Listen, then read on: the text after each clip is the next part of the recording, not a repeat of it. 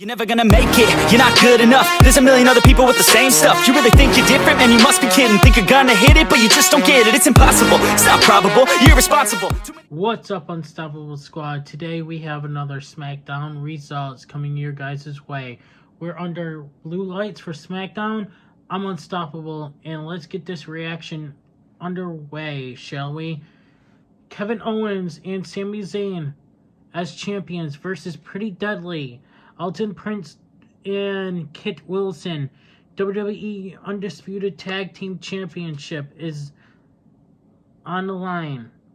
Wilson and Zayn to start. Waist lock gives away to a wrist lock. Roll through and side headlock from Kit. Shot off. Drop down. Leapfrog, big arm drag, and Sami puts him in an armbar. Pretty Deadly quickly turns things around, and we take a break with them in control.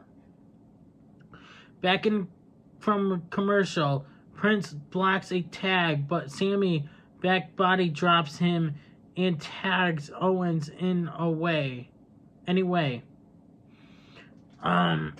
Chops and forearms in the corner. Action to the floor.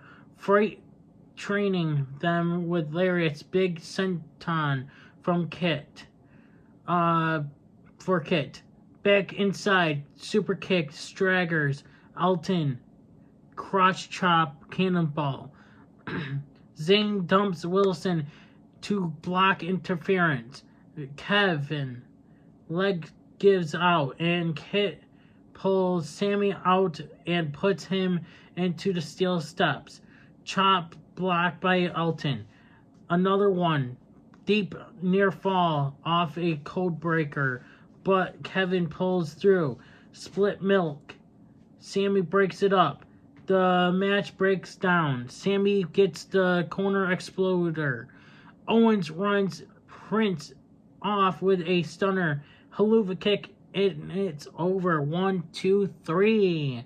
Kevin Owens and Sami Zayn win by pinfall with a Haluva kick from Zayn and on Kit Wilson to retain the WWE Undisputed Tag Team Championships.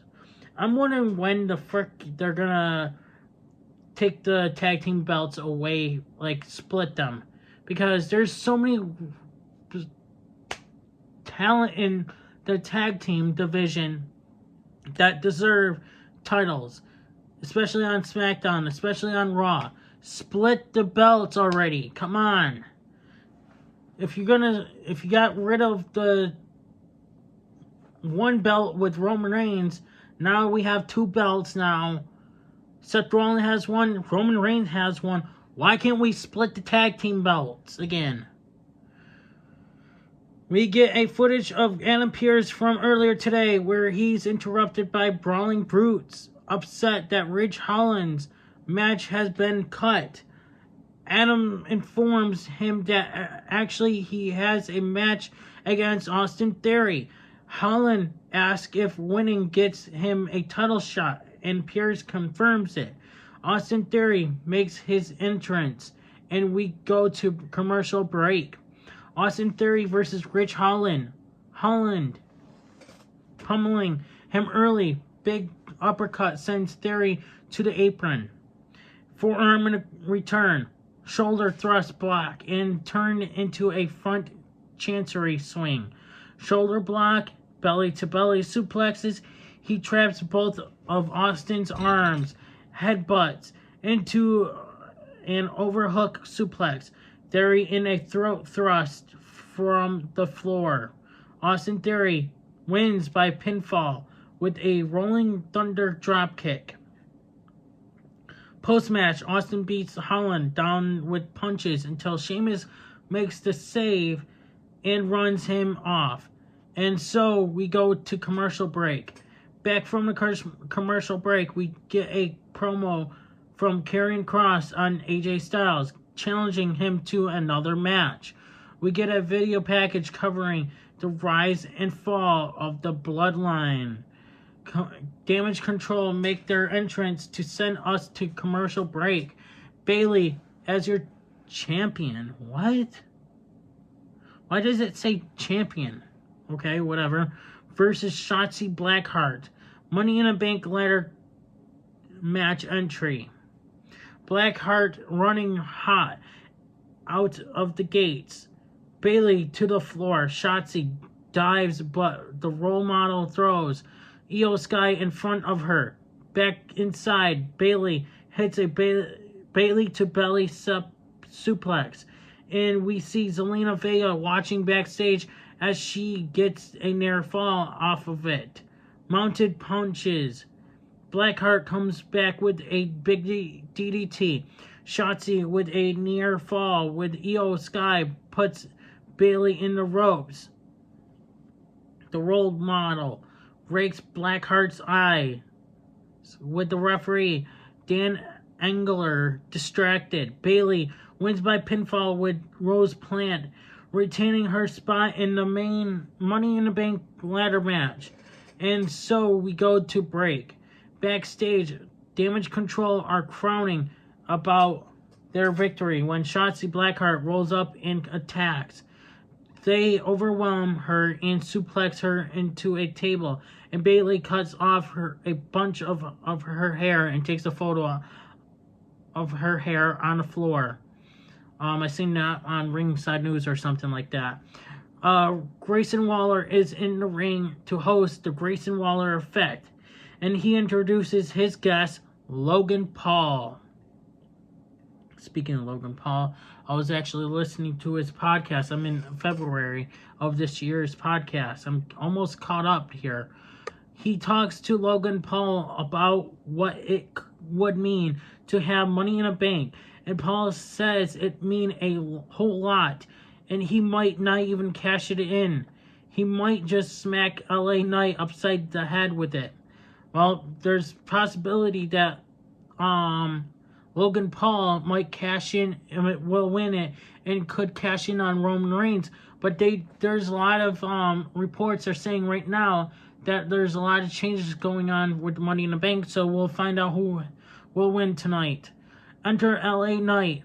He says every time he walks into the arena, the whole world jumps to their feet because he made it that way.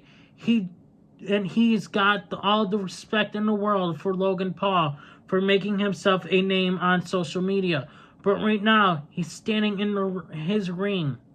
And he has to understand the odds are on him for a reason. Logan Paul asks Megastar to who?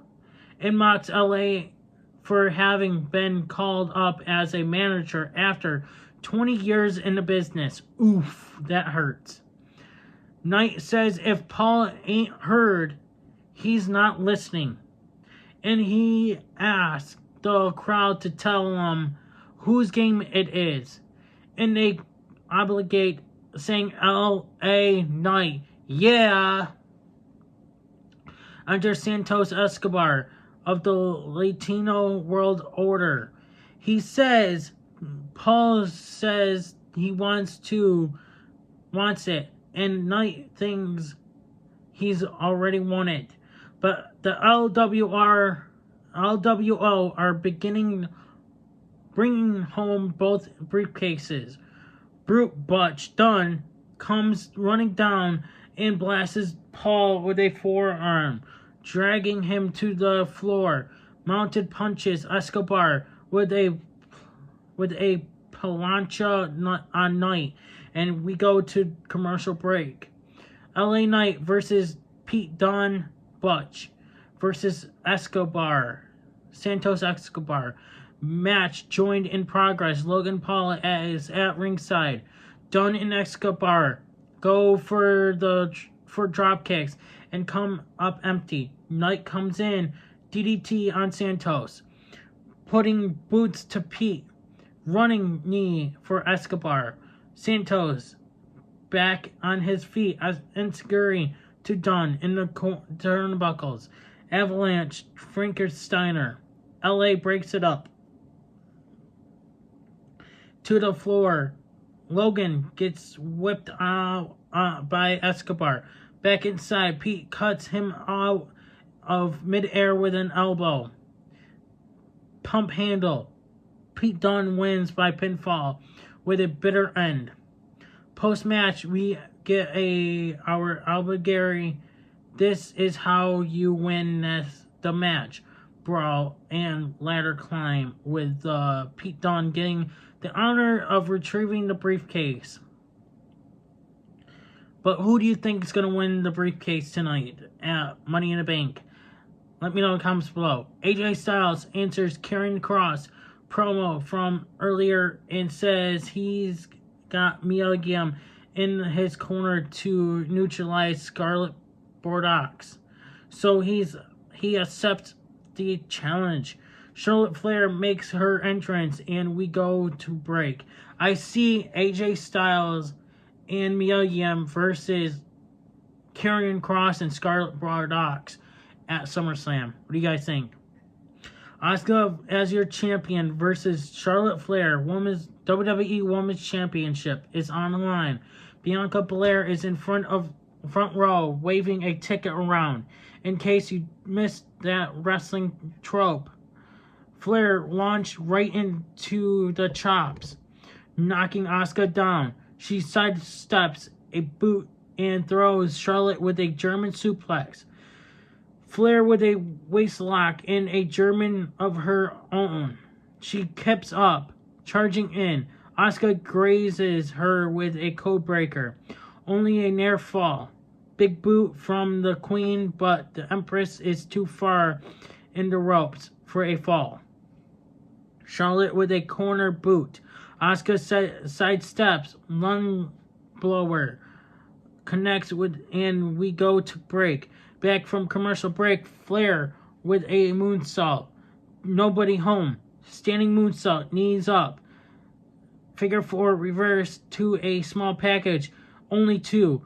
Off the ropes, Charlotte Flair hits a spear, but Asuka rolls out of the ring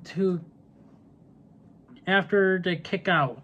Up top, diving moonsault to the floor, laying chops directly in front of Blair and her ticket. She's had enough and jumps the rails, attacking Asuka. Asuka wins by disqualification promptly. This will pretty much lead a triple threat at Money in the Bank now. Post-match, Bianca clears the announce desk. Charlotte Flair turns her around and tells her off. They jaw at each other, and Blair throws the first punch. Charlotte returns the favor, but gets sidestepped into the steel steps. Yay! Haha, stupid bitch. Bianca pulls Asuka to her feet, ducks a kick, KOD, into the announce desk, but the announce desk did not break. Then she KOD'd Charlotte Flair into the table as well on top of Asuka, but the frickin' table did not break as well. We get another Bloodline recap and we go to break. Back from commercial break, commentary hypes tomorrow's card up. The Bloodline make their entrance consistent of Roman Reigns, Paul Heyman, and Solo Sikoa, and we go to break. Back from commercial break, the Bloodline stand firm in the ring. Roman Reigns gets on the mic and demands London to acknowledge him, which gets him a fair but even scattering of boos. He says it's been a long time, maybe 2 years, that he's allowed his cousins to come out here and say we the ones. But the truth is, they aren't the ones. He's the one, the only one. He knows we're thinking he's an arrogant narcissist, but he is the greatest of all time. The head of the table, the tribal chief. What he's talking about is he's the only one who cares about his cousins. He's the only one who loves the Usos and gives them an opportunity after opportunity, and lifted them up into the promised land. Furthermore, he's the only one in the family who wants to give them a second chance and a third chance, and a fourth chance, and so on, and so on. Like a good father would do to his kids. And as a good tribal chief, he'll give the Usos as many chances as they need. But they need to come out here, bow down, and acknowledge him. Apologize, and then move on. The Usos have entered. Jimmy says Roman has this twisted. They're not trying to get back into the bloodline. They're past with the acknowledging and the apologizing. What's happening now is all about consequences. Reigns never thought about the consequences if he loses. What happens if he loses? What's the last time Roman has been pinned? 3 years ago? The next time is tomorrow night. They're going to war at Money in the Bank when Roman Reigns loses. And he's the only one out.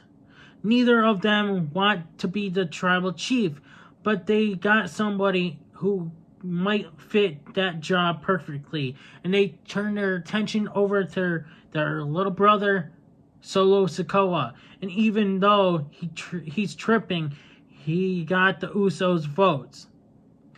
They look at Solo and Roman busts out laughing before getting serious and getting upset that they said to speak him like that. He asks if they think this is a game. Jay steps up on the apron. Roman talks trash at him and says he's nothing without him. Uso fumes for a moment before pie-facing Roman Reigns, setting him up for a super kick from Jimmy. Solo joins the brawl, taking Jimmy to the floor. Jay with a double leg and mounted punches on the tribal chief. Security hits the ring, but Uso takes them out. Superman punch from Roman Reigns takes Jay out, but Jimmy dives at Sikoa as security continues to try and pull them apart. Jay dives into the crash. That's the show, folks. Thank you guys for watching. Like, share, comment, and subscribe to become part of the Unstoppable Squad. And I'll see you guys for AEW Rampage results, and then maybe some news, because there's probably some breaking news I gotta get out before Money in the Bank later today. I'm Unstoppable, and I'm out. Hey everybody, it's your boy Skiz here, and if you don't subscribe to Blonde and the Unstoppable Denominator, then you are a toothy bumfuck, pussy ass bitch motherfucker.